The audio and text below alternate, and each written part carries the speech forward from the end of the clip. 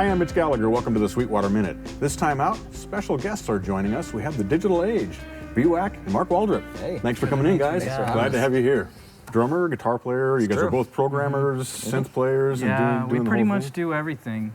Right. We actually run a studio in Waco too, where we make our own music and we bring bands in from time to time, and we all kind of run it. So, you know, I'll record drums, whether it's the drummer in the band we're recording or my own. I'll kind of get it set up, and maybe Mark will hit play, record, and then I'll leave, and they'll work on guitars, and so it's pretty much everybody's all in all the time. Everybody's kind of doing the whole thing, right? Yeah. So you guys have been together for a long time. You've been together as a digital age for a couple of years now, but for a long time before that, right? Yes. Our old band used to be called the David Crowder Band, and that was a pretty long endeavor. About 12 years. Yeah, right. And then, we're 3 years into the digital age, so I don't know if you knew, but the digital age started 3 years ago. That's when it began? Yeah, that's when it began. Well, here, it blew right past me. I didn't even know. Yeah. I appreciate you letting me know that.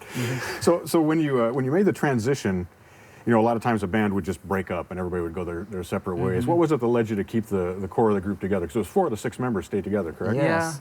A lot of it was proximity, location. The David Crowder Band came out of Baylor University in Waco, Texas. That's what we call home. And David had left to go to Atlanta, and the 4 of us that stuck around Waco kind of had deep roots there, and still involved around campus and things around Waco. And a lot of the wives, you know, didn't want to leave their jobs and that kind of thing. It made sense for us to stay in Waco, but then we just loved playing together and had so much chemistry that there was really no question in any of our minds that we wouldn't play together. But we weren't exactly sure what the sound was going to be, so kind of those first few rehearsals as the digital age were complete sonic unknown. We didn't know what we were going to do because David Crowder Band was very focused on experimentation, trying out new instruments all the time, new genres, and so we weren't sure where we were going to go, and that's still kind of a journey we're doing. And we will probably always be experimenting, but just us 4 playing together feels very natural. So we can kind of ebb and flow, and with 2 less members. So were you kind of looking at? Did you come into that and say, well, we should do something completely different?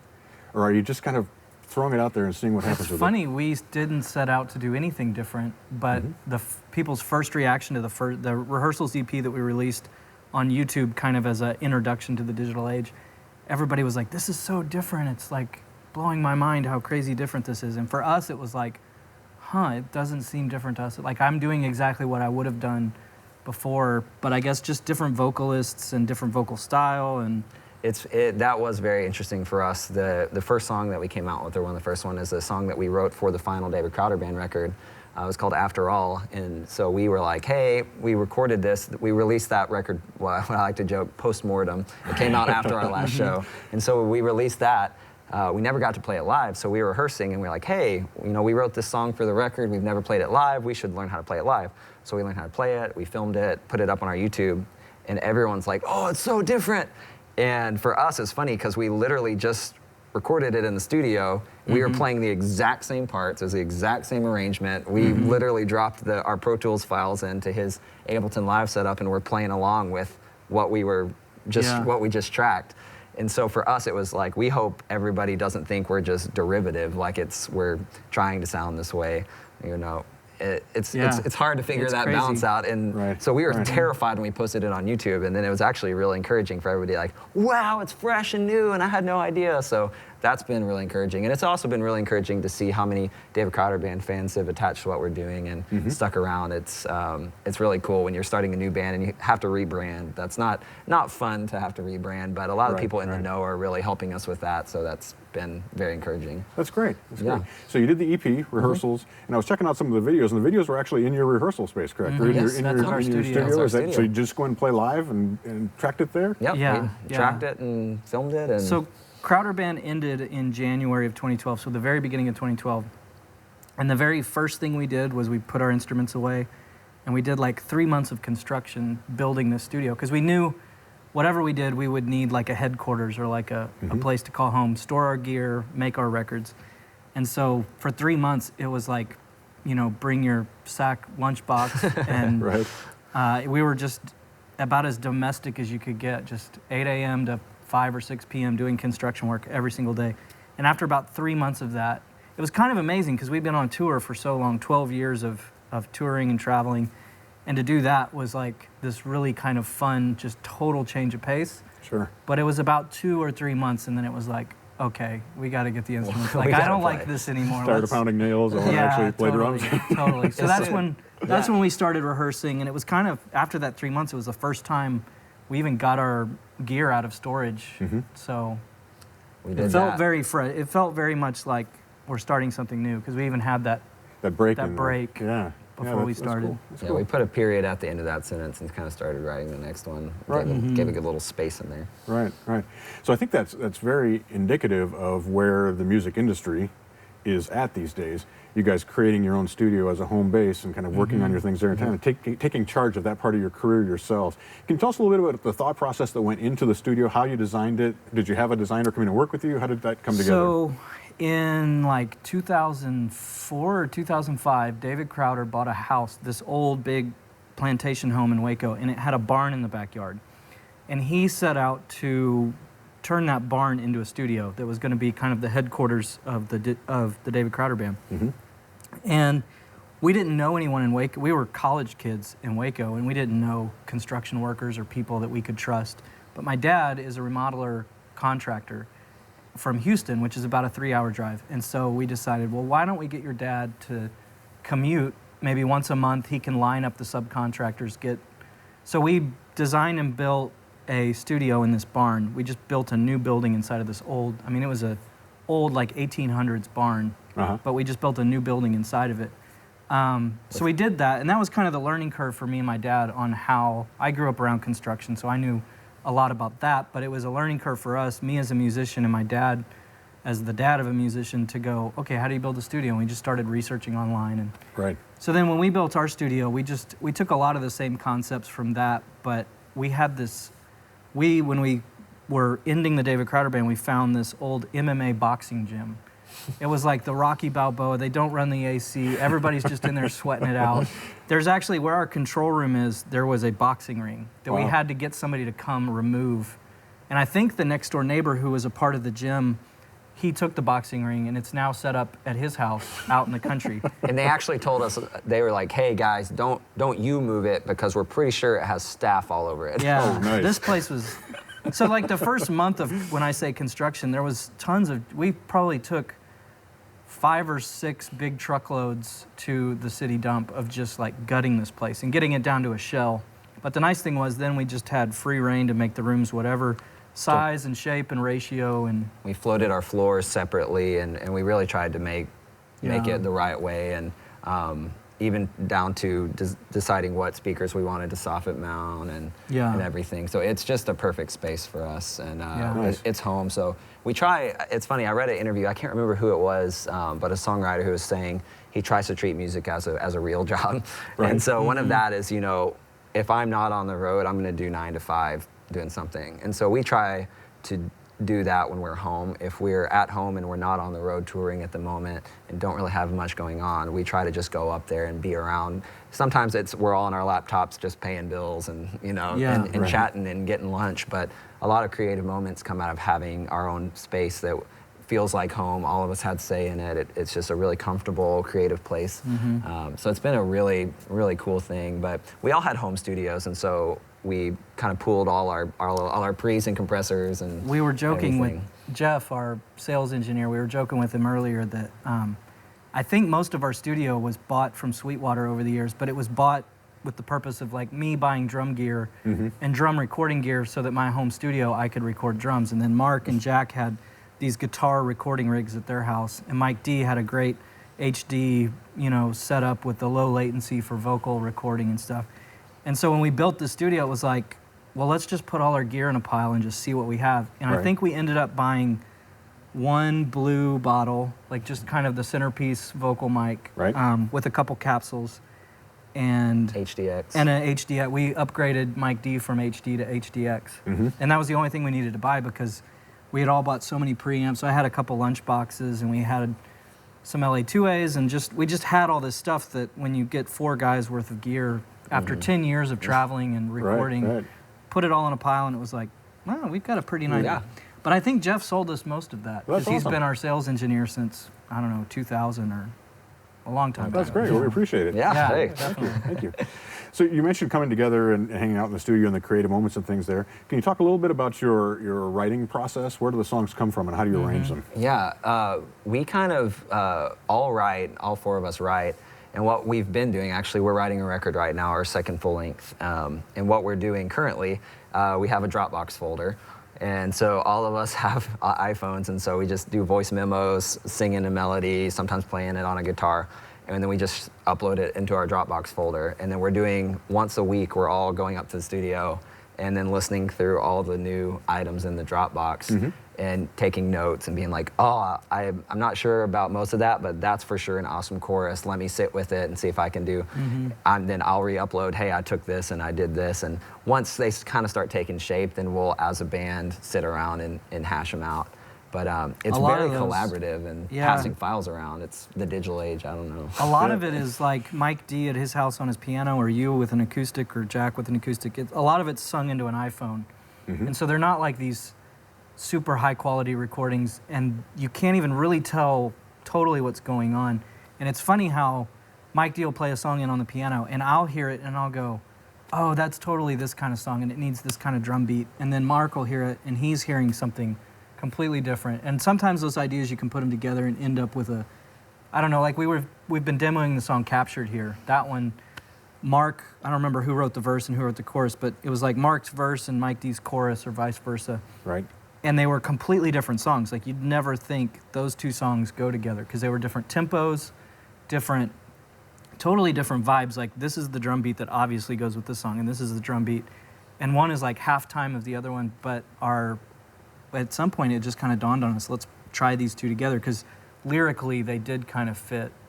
And our A&R guy at our record label was like, yeah, you need to figure that out, because that's a great song. And so we just kept at it and kept working, and eventually it was like, you would have never thought that those two pieces would fit into that song, but now I couldn't see it any other way. Right. It's definitely a benefit of having a studio. We're not on the clock for studio time or anything, so we'll sometimes have a song, we'll produce it fully, and then strip it down to like, well, that's a great song, vocal melody, but the production is all wrong, the tempo's all wrong, and then you turn on Elastic Audio and start going crazy. Right. Oh, it was supposed to be in this key. Yeah. All of a sudden it works. In this tempo. So, yeah. I mean, songwriting for us is really collaborative, and that's intentional, because we want everyone to feel like they've spoken into it, and that it can be the best song it can be. And a lot of times that's somebody just saying, I hate that word, we need to find a different word. And so when we're all in a room and everyone's taking notes on their laptops and writing and sitting with acoustics and we're hashing through it, it's a really healthy band way to write. But we're still being creative all the time, because we do have the ability to upload a song to Dropbox and listen to each other's at any moment. I could pull up our folder right now on my phone and see if anybody in the past day in the hotel room has sung something into their phone. So Yeah. crazy technology. The digital age. But it gets you away from that having to, okay, for this week I'm writing the album. You can just be kind of doing it and collecting your ideas and passing them around and sharing It's definitely ebbs and flows. There are some days I'll have 10 ideas and then I'll go 3 weeks and nothing comes through. So we do try to, when we start to go, okay, we need to start working on a record, this is kind of what we're thinking thematically. We're all on the same page. We have a band meeting before we even start writing. Hey, what do we want to say? What's the point of this record? Why are we doing this? Once we have that figured out and it's kind of floating in everyone's head, then we have the ability to go, okay, now everyone split, think about this, upload your ideas. And that way, that's how there are those cases where I'll write a song and Mike will write a song and it's about the same thing. So we just go, boom, and let's take the best parts of this and let's take the best parts of this and make a song. Mega song. A mega song. A mega song, yeah. Is it hard to let go of if you come in with your idea and somebody says, oh, no, and how does that collaboration work for you kind of emotionally and from an attachment standpoint to the ideas that you create? I mean, it's always tough, because you really do get attached to ideas sometimes, but I think we've learned, even in the 10 years we were in the Crowder band, that like, it's better to have 50 ideas and pick the best 10 than to get really attached to something that, you know, if the other 3 guys are like, I'm not feeling it, you just got to learn to go with it. And yeah, I think that's the beautiful thing of, like, if any one of us was a solo artist, I don't think you'd end up with the same result as you do the fact that it's 4 people and those 4 opinions I think when we do find the place where all four of us are like, that's the idea, that's the perfect thing, it really is a better product because four people have come to that agreement or Right. whatever. Right. Yeah. So when you're on stage, you talked about you have a very well-equipped studio, and obviously you're using that for production and things that you're doing there. I see that you've got technology incorporated into your drum kit.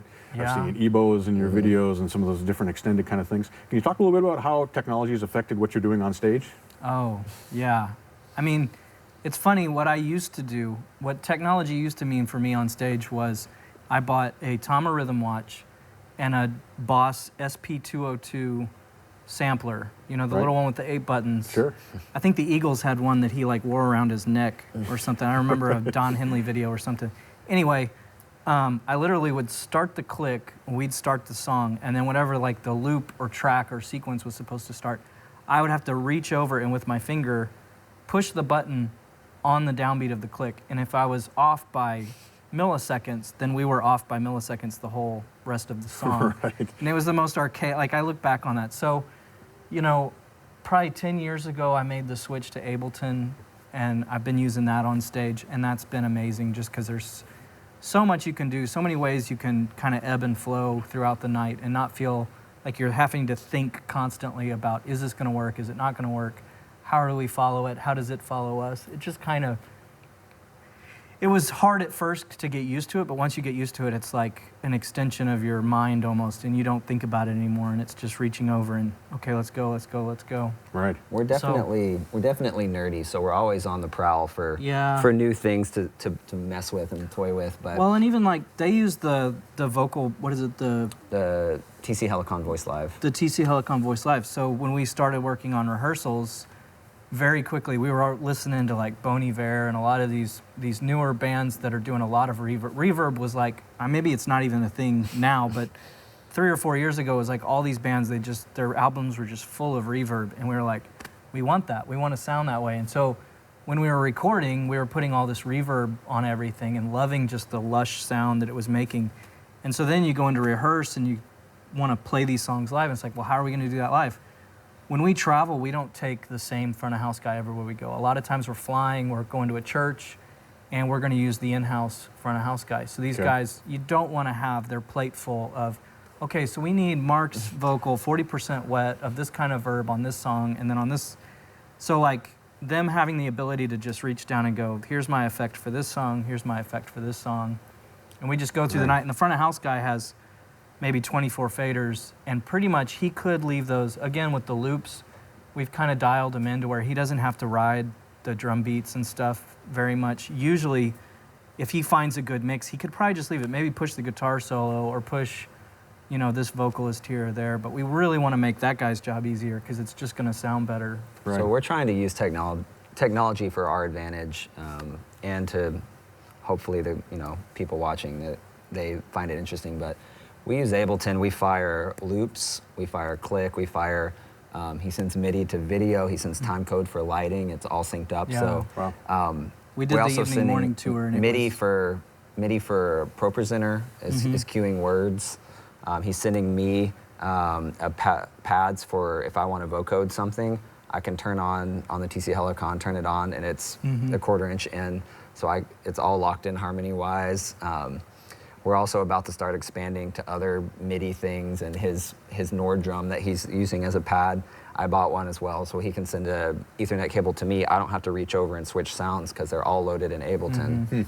So it's just finding ways to make it easier for us. So if I'm singing and playing guitar, I don't have to think of, oh, I want an 808 kick, and then I want it to be distorted. I don't have to go and do something while I'm singing. Right. He can just, and it's... if you do a lot of work before you ever go out on stage getting all the presets and settings done, then you can spend the whole hour and a half you're on stage just having fun and not having to think about. Right. Like I've got Ableton set up to where my drum pad, the electronic drums that I play, those sounds just change on their own. So when I start the song, it loads whatever sounds I need, and that way I never have to think about that. And I've even got the tempos all locked in, so some of my sounds have, this one has a dotted eighth delay, this one has reverb, this one has a 1/4 note delay. So when I hit that, 80s Simmons tom, and it's got this long dotted delay, it's locked in. I don't have to think about that. When I load that song, I just start playing, and Right. all figured out. So Yeah, that has to be a tremendous advantage for keeping your focus on playing the music and, It does. and reaching out to the I audience. actually went and hung out Mute Math, the band. They had me come, and I just sat down with them, and I was teaching them some Ableton stuff. They wanted to switch to Ableton, and so I sat down with them and was teaching them how I use my thing.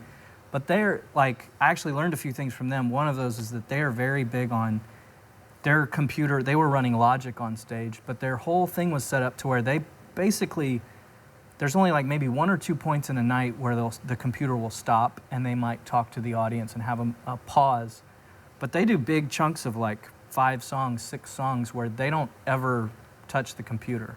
They start a sequence and it's 5 songs long, and it might be changing sounds, they might be changing soft synths or whatever they're doing, but they like that. They like being able to hit play and then just get into the music and not have to think about what's going on. And that's right. We're always looking for like inspiration, Yeah. and too, you know, there's little things, you know, where if you see like watching Fallon or something, and you see somebody playing a synth and the tone is cool, we'll text, hey, did you see the song? Did you see what synth he was playing? It sounded awesome. Do we need to buy one of those? Like, Right, Yeah. right. you know, in our band group message, there's always just stuff like that. I just sent him a picture of a Casio guitar I found, and I was like, we need one of these, you know. And so we're just gear nerds, and so we're always constantly looking for, it's a problem. You gotta you have deal with it something day to to day, write. right? I deal, you know, you take it day by day. Yeah. That's awesome. Well, it's wonderful to be able to incorporate all those tools and yet still be able to give a genuine performance to the audience. And that's, I mean, you guys walk that so well, of still thank playing you. music and not just playing with tracks. You Yeah. know what I mean? It's incorporated as part of your live performance. And I think that really comes across for the audience. We made a commitment to ourselves very early on that we would never put anything in a loop or a track that we cannot physically play live. So we don't put guitar parts or vocals or anything like that in the track, because that is important. So we try to use technology to supplement what we're doing, not to replace what we're doing. And that can be cheesy to say, but that is something that's just really important to us, that we use technology to our advantage in the right way. You know, it's like you want to use robots in the right way. You don't want to let them become sentient and take us over. You know, Yeah. technology We've all can be seen that scary. movie. right. So it's augmenting and supporting. It's supporting. It's yes. not It's not the replacing. end goal. And we actually, 2 weeks ago, we did a show acoustic, which I haven't played acoustic in a while, and a lot of people afterwards were like, your band name is The Digital Age. Where's the synths? Where's the digital? And it's like, well, that's not the end goal, you know. And Right. that name isn't necessarily even talking about synths, but it's definitely a part of who we are, just being techie people. You know, when we're driving or sitting in airports, we're always, when NAMM's going on or something, we always either want to go to NAMM or we want to, we're sending blogs of what's new products. Like, oh my gosh, did you see that these people came out with this? Oh, we got to pre-order it now. So we're always just in that mentality of there's always something coming out that we can hopefully use to be, to aid in creativity or to aid in making our lives easier in some form or fashion. Right, So right. It's an awesome mindset. it's fun. Guys, thanks so much for coming in. Oh, Yeah. thanks for Appreciate having being us. here. It's been a pleasure. You guys did the show last night here in the Performance Theater at Sweetwater, and today you're working on some things as well. So Yeah. we really appreciate you It's coming in been and a sharing blast. with us. It's been Yeah. It's our a pleasure to have you here. We were joking. This is Disney World for musicians. Exactly So right. we've been here. We're gonna be here 3 days, and I feel like just refreshed as a musician. It's been wonderful. That's awesome. Yeah. Well, thanks, guys. Yeah, thanks for Definitely having a us. pleasure. Yeah. Appreciate it. Thanks for joining me for the Sweetwater Minute. I'm Mitch Gallagher.